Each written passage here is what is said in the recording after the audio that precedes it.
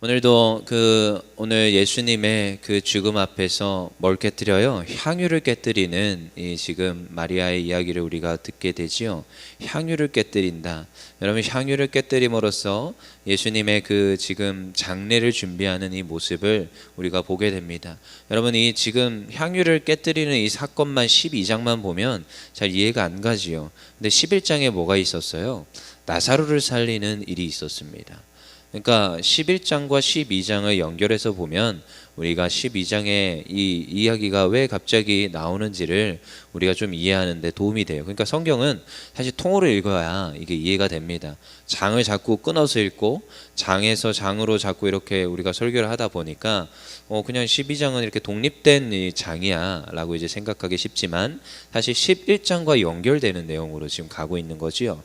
그래서 11장에 어떤 내용들이 있습니까? 우리 11장 끝에 한번 보겠습니다. 56절 57절 그들이 예수를 찾아, 누구예요? 지금 바리새인들과 그 지금 대제사장들입니다. 그들이 예수를 찾으며 성전에 서서 말하되 너희 생각에는 어떠하냐? 그가 명절에 오지 아니하겠느냐 하니 57절 이는 대제사장들과 바리새인들이 누구든지 예수 있는 곳을 알거든 신고하여 잡게 하라 명령하였음이로라.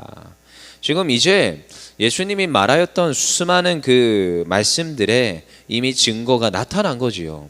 예수님이 지금 저 성전을 무너뜨리고 3일 만에 내가 다시 지을 거야.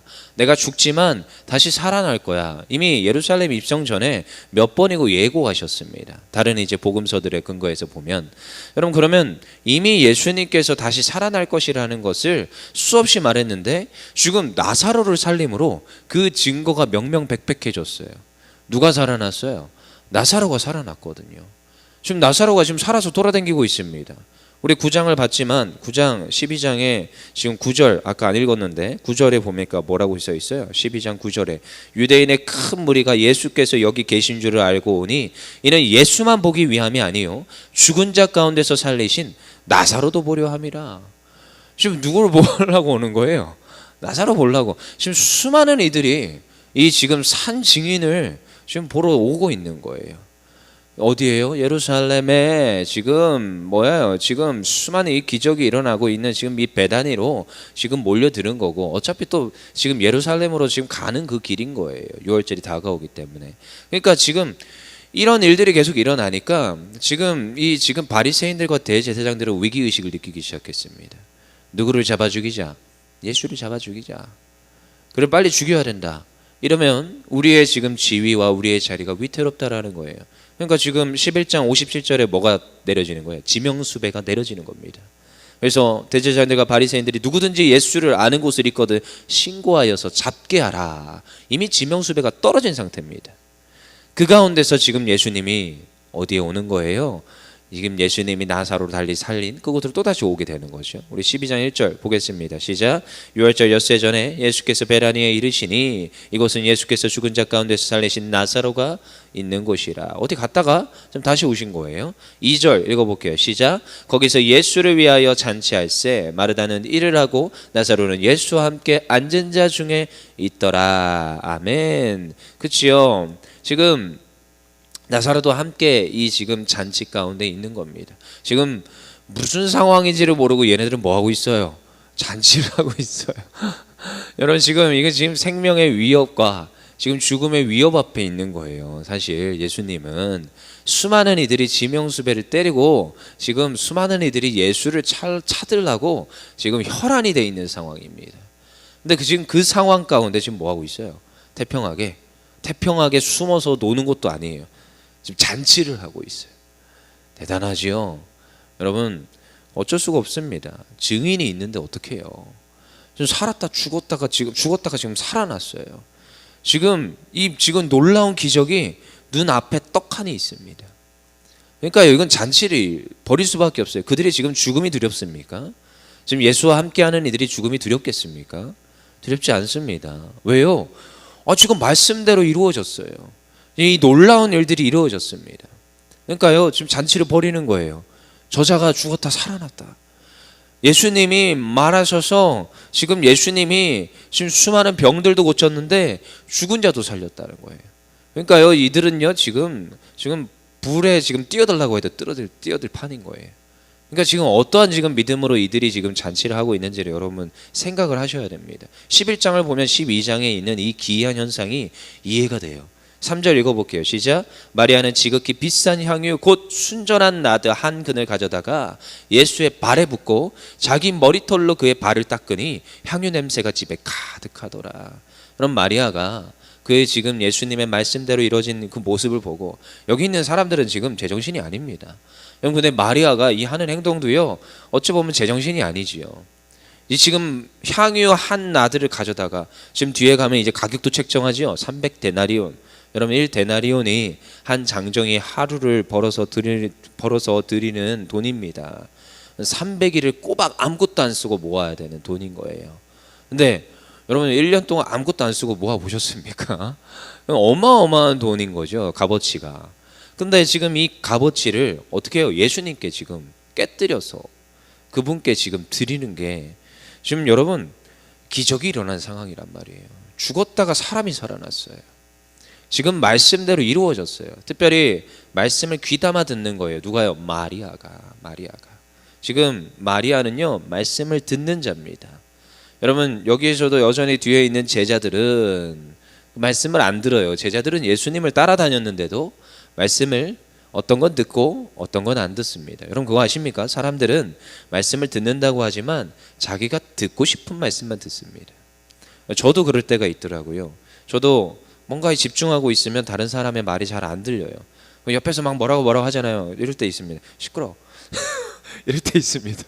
막 제가 이거 집중하고 있어야 되는데 막 옆에서 뭐서 하면은 이게 막 혼잡해요. 일단 들리진 않지만 혼잡해요. 내가 이걸 못해요. 당장 이걸 해야 되는데 제가 멀티가 잘 안 됩니다. 어쩔 때는 하나를 빨리 해야 돼요. 끝내놔야 이걸 할 수가 있어요. 그런데 뭐예요? 제자들도 동일한 거예요. 안 듣는 거예요. 예수님께서 이미 수없이 말씀하셨어요. 죽었다 살아나야 하리라. 그리고 나사로의 증거는 사실 나사로가 죽었다 지금 3일 만에 다시 살아나는 것은 예수님의 모형입니다. 예수님이 죽었다가 살아나는 것을 예표로 예수님의 표적으로 보여주신 거예요. 그런데요, 그거를 깨닫지를 못합니다. 근데 마리아는 알았어요. 지금 나사로가 살아난 것도 기적이고 어마어마한 사건이지만 마리아는 뭐 하던 인물이에요? 말씀을 듣던 인물입니다. 마르다는 저기서 열심히 일하는 인물이지만 마리아는 예수님 발치에서 말씀을 듣던 인물이에요. 예수님이 수없이 말씀했습니다. 내가 죽었다 살아나야 하리라. 내가 저 십자가의 도상에서 내가 저 죽음의 길을 너희를 위하여서 내가 죽어야 하리라 수없이 말씀하셨어요. 근데 제자들은 귓등으로 안 들었어요. 그렇지만 마리아는 들었습니다. 오늘 이 마리아가 이 향유를 깨뜨리는 일은요, 여러분 그의 가진 것 중에 가장 값진 것으로 깨뜨려 드리지만 여러분 향유를 붓는다는 것은 사자에게, 죽은 자에게 붓는 행동입니다. 여러분, 그래서 예수님이 태어났을 때 동방박사들이 와서 선물을 바치지요. 유황과 몰약과 향유를 가서 붙인단 말이에요. 여러분, 다 이유가 있습니다. 다 그 이유를 가지고 지금 예수님께 드리는 거죠. 오늘도 지금 마리아가 드리는 이 행동은 죽은 자를 위하여 드리는 행동이에요. 그분을 위하여서, 장례를 위하여서 드리는 행동. 마리아가 알았다고요? 알았습니다. 그는 말씀을 듣는 인물이었어요. 여러분, 우리가 말씀을 듣는 주의 거룩한 성도들 되길 원합니다. 펼쳐서 주님께서 나에게 보여주시는 말씀, 나에게 맞는 말씀만 듣는 게 아니라 오늘 나에게 하시는 말씀. 여러분, 그래서 말씀은 우리의 마음을, 심령을 쪼개고 찌르고 한다고 했어요. 여러분, 그 말이 저도 옛날에 무슨 말인지 몰랐거든요. 근데 말씀을 읽다 보면 쪼개고 찌르는 말씀이 있어요. 나에게 바늘로 저의 살을 쿡 찌르듯이 저의 마음의, 심장의, 양심에 쿡 찌르는 말씀이 있어요. 때로는 아파요. 근데 그게 말씀이에요. 들어야 돼요. 읽어야 돼요. 오늘 그 말씀을 내 마음에 담아야 됩니다.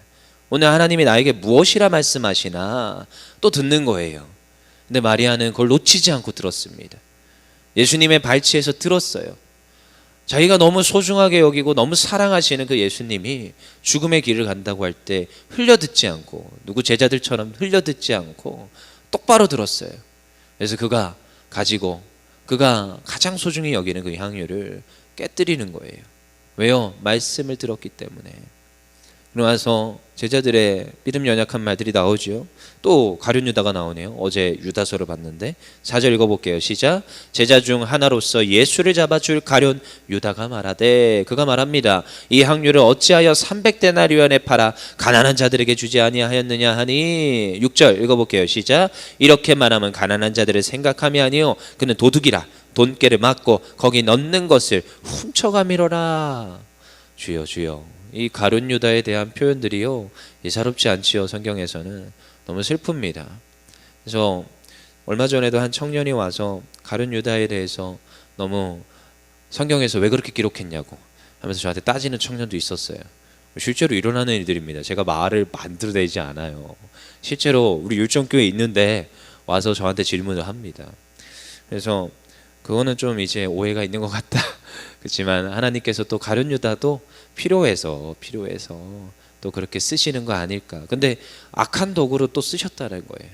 여러분 그거 아십니까? 세계 역사를 보면 하나님께서 선한 도구로 쓰신 사람들도 있지만 악한 도구로 쓰신 사람들도 있어요. 그 악한 도구조차도 하나님께서는 쓰십니다. 왜요? 하나님의 사역과 역사를 위하여서. 여러분 이해되지 않는 성경 구절들이 꽤 있습니다. 날 때부터 소경된 자 하나님께서 하나님의 영광을 위해서 이렇게 했다라는 거 이해가 안 되죠. 눈뜨게 하기 위하여서 그 자는 무슨 죄가 있어서 몇십 년 동안 눈이 감겨 있어야 됩니까? 저희는 이해가 안 됩니다. 이유를 갖다 붙이고 하나님께 해명해 주세요 이러면 해명을 할 수가 없어요. 하나님이 그렇게 하셨는데 어떻게 할 거예요? 저도 안타깝지요. 그렇지만 가룟 유다는 이렇게 쓰임 받습니다. 근데요 이런 이야기가 있습니다. 그래서 그 청년에게 이렇게 또 얘기를 해줬어요. 참 그래서 신학 공부했던 것들이 잘 녹아들어지고 기억이 난다는 게 참 감사한데, 제 신학교 2학년 때 성교학개론을 배우면서 처음으로 이제 그분이 가룟 유다에 대해서 설교를 하시는데 성교학에 왜 가룟 유다가 나오나 했어요. 근데 실제로 있는 책입니다. 나중에 검색해 보세요. 화해의 아이라는 책이 있어요. 존 리터전슨이라는 목사님이 선교사님이 지은 책인데 화해의 아이에서 가룟 유다에 대한 예화가 필요하다고 이제 말을 하는 거예요. 무슨 말이냐? 선교를 나갔어요. 여러분 그거 아십니까? 선교사님들은 선교를 나가면 보통 2년에서 5년 정도를 아무것도 안 하고 그곳에서 녹아들어집니다. 그러니까 실제로 복음 사역을 하는데 주력하는 게 아니라 의료 선교로 나갔으면 의료 봉사만 열심히 해요.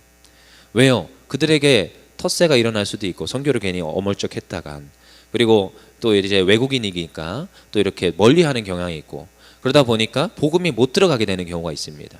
그러면은 그 전에 먼저 내부인이 돼야 돼요. 그 동네 사람이 돼야 된다는 겁니다. 그래서 그런 과정에 있었어요. 그래서 좀 세월이 지나서 3년 정도가 지나서 복음을 전하는데 복음이 하나도 안 들어가는 거예요. 그 부족 가운데 예수 복음이 하나도 전파 안 된 부족인데 전혀 안 들어가는 거지요. 그래서 왜 그럴까? 이제 언어도 어느 정도 습득을 했고 소통도 되고 이제 어느 정도 마을 주민으로 받아들여졌는데도 그러지 못한 거죠. 근데요 어느 날 이제 전쟁이 일어났는데 이 자기가 섬기던 부족이 이깁니다. 이겨서 포로로 데리고 와요. 저쪽 부족의 아들, 추장의 아들을 데리고 오죠. 그래서 어쩌고저쩌고 하다가 이제 또 전쟁 가운데서 수많은 이들이 다쳤을 거 아니에요. 고쳐 주면서 막 하는데 고쳐 주다가 이제 예수님에 대한 이야기를 해주다가 요한복음의 이야기를 해줍니다. 가룟 유다의 또 얘기를 또 해줬어요.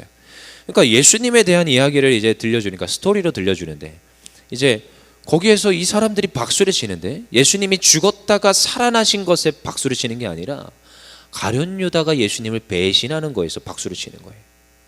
이해가 안 되지요. 엄청 박수를 치는 거예요. 와, 그 배신자 대단하다. 대박이다. 왜요? 그들 부족 가운데 배신을 하는 미덕이 있었던 거예요. 배신의 미덕. 그래서 배신하는 것을 최고의 가치로 생각했습니다. 그래서 상대 부족의 그 아들을 데려와서 그 아들을 살찌우고 키워서 마지막에 돌려주기 전에 죽이는 게 그들의 풍속이고 관습이었어요. 이해가 안 되지요. 근데 나중에 이제 그래서 어떻게 됐던 간에 이 스토리를 전달을 해줬어요. 잘 들었습니다. 박수를 치니까. 근데 나중에 그 아이를 잡아다가 살찌워서 대신 그 아이를 죽이는데, 그럼으로써 사실 뭐가 찾아오느냐? 평화가 찾아와요. 양쪽의 부족에. 누가 죽어야 돼요? 추장의 아들을 죽여야 되는 거예요. 또다시 여기에 또 모티브를 집어넣는 거죠. 이가 하나님의 아들이다. 그러니까 이들이 듣기 시작하는 거예요. 예수님이 누구구나. 그러니까 여기 안에는, 이 지금 책 안에는 가룟 유다의 이야기와 예수님이 대신 죽는 이야기 같이 녹아들어져 있어요. 화해의 아이라는 책입니다. 그래서 그 청년에게 이렇게 얘기해 줬어요. 이런 책도 있더라. 그래서 한 부족이 온전히 그 부족이 하나님께 돌아오는 일이 있었다. 가룟 유다 이야기가 없었다면 그 부족이 구원받았을까?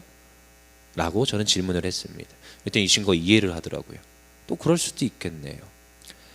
여러분, 성경에서는 때로는 악한 이들도 쓰임받는 일이 있습니다.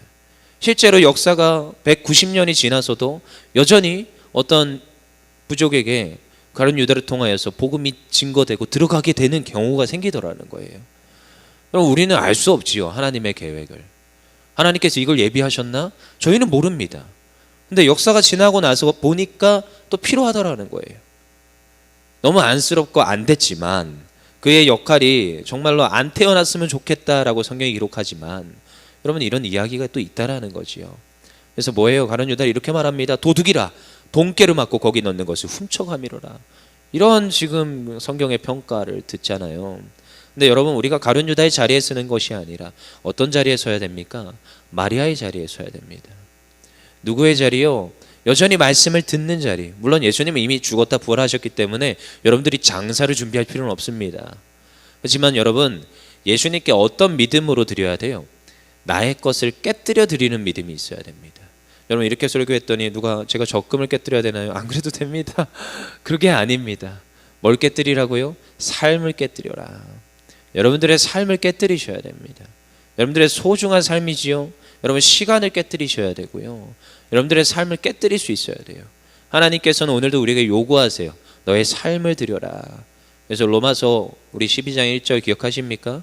너희가 산제물로 하나님의 영광을 돌리라고 했습니다. 여러분, 저는 그 말씀이 이해가 되지 않았어요. 산제물, 그거 아십니까? 산, 라이프, 살아있다는 거예요. 생명이 있다는 거예요. 근데 제물은 뭐예요? 죽어서 드리는 겁니다. 같이 나올 단어가 아니에요. 산제물, 살아있고 제물은 죽어있다예요. 근데 산제물로 드리래요. 무슨 말이에요? 우리가 예수 안에서 죽었고 예수 안에 다시 살아났기 때문에 그 삶을 드리라는 거예요. 그래서 로마서 12장 1절은 우리에게 굉장히 깊은 의미를 줍니다. 그리고 그 삶 가운데 무엇을 행하라고요? 12장 2절이지요. 너희가 하나님이 기뻐하시고 선하시고 온전하신 그 뜻을 따라 분별하여서 행함으로 드리라는 거예요. 우리 삶에서 드리는 거예요. 이게 마리아가 드렸던 이 향유를 깨뜨린 그 삶의 예배인 거예요. 오늘도 우리가 장사를 드린다는 것, 장사 가운데 향유를 깨뜨린다는 것은 우리의 삶을 깨뜨려서 예수님께 드리는 줄 믿습니다. 우리가 예수님께서 말씀하시지요. 7절에 8절에 예수께서 이르시되 그를 가만히 두어 나의 장래할 나를 위하여 그것을 간직하게 하라. 8절 읽어보겠습니다. 시작. 가난한 자들은 항상 너희와 함께 있거니와 나는 항상 있지 아니하리라 하시니라. 물론 예수님은 죽으셨다. 이제 말씀대로 뭐 하십니까? 부활하십니다. 근데요, 예수님이 이제 지금 이 자리, 이 시간 가운데 우리와 함께 하지 않는다고요? 아니요. 예수님이 부활 승천하셔서 하나님 보좌 우편에 앉아 계시지만 오늘도 여전히 우리 가운데 성령 하나님으로 함께 하시는 줄 믿습니다. 내 안에 오셔서 나에게 하나님의 영으로, 예수의 영으로 찾아오신 분, 그분이 나와 함께 하시는 거예요. 그래서 오늘도 우리는 삶을 깨뜨립니다. 삶을 깨뜨리셔야 돼요. 그래서 옛날에 제가 자주 들었지만 되게 무서워하는 찬양이 있댔지요. 부서져야 하니 무너져야 하니 깨져야 하리 더 많이 깨져야 하리 부서지고 무너지고 왜 그렇게 깨지라고 하는지. 근데 깨지셔야 됩니다. 깨져서 예수님께 드리는 그런 삶의 예배자가 되기를 간절히 소망합니다.